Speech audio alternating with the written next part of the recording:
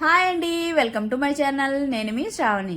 ఇవాళ నేను టేస్టీ సగ్గుబియ్యం పాయసం లేదా సగ్గుబియ్యం పరమాన్నం అంటారండి, ఎలా ప్రిపేర్ చేసుకోవాలో చూపించబోతున్నాను.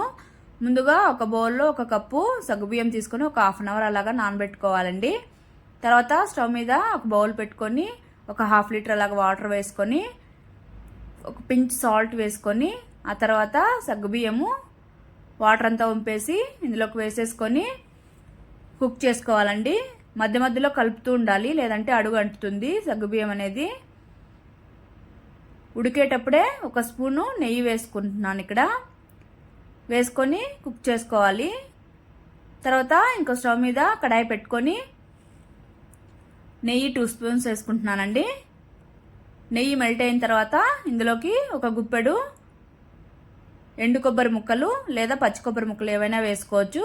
వేసుకొని ఇలాగా కొద్దిగా లైట్ బ్రౌన్ కలర్ వచ్చే వరకు కుక్ చేసుకొని పక్కన బౌల్లో తీసి పెట్టుకోవాలి.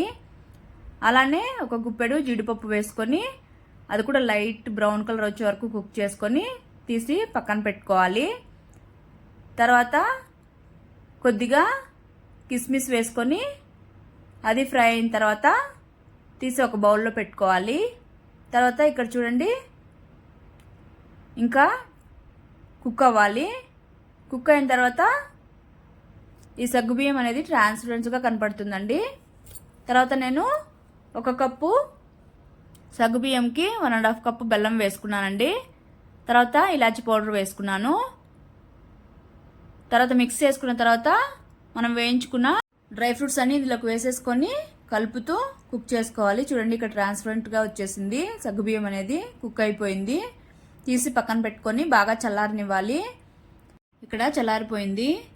ఏంటండి బాబోయ్ ఇలా ఉంది కలర్ అనుకోకండి, బెల్లం అనేది నేను కలరు 2 మిక్స్ చేసి వేసుకున్నాను, అందువల్ల అలా ఉంది కలరు. మీరైతే మంచి కలర్ ఉన్న బెల్లం వేసుకోండి. తర్వాత నేను ఆల్రెడీ కాచి చల్లార్చుకున్న పాలు 1 కప్పు వేసుకున్నానండి. వేసుకొని ఒకసారి మిక్స్ చేసేసుకొని సర్వ్ చేసేసుకోవడమే. మీకు కావాలంటే కాసేపు స్టవ్ మీద పెట్టుకోండి, నేనైతే పెట్టలేదు. తర్వాత చూడండి, ఎంతసేపు అయినా ఈ పాయసం అనేది అయితే చిక్కబడదండి, ఇలానే బాగుంటుంది లిక్విడ్గా. మీరు ట్రై చేసేసేయండి ఖచ్చితంగా. అయితే టేస్ట్ అయితే సూపర్గా ఉందండి. ఇంకెందుకు మరి ఆలస్యం, ట్రై చేసేసి మీకు ఎలా వచ్చిందో కామెంట్ చేయండి. Okay bye, thank you for watching.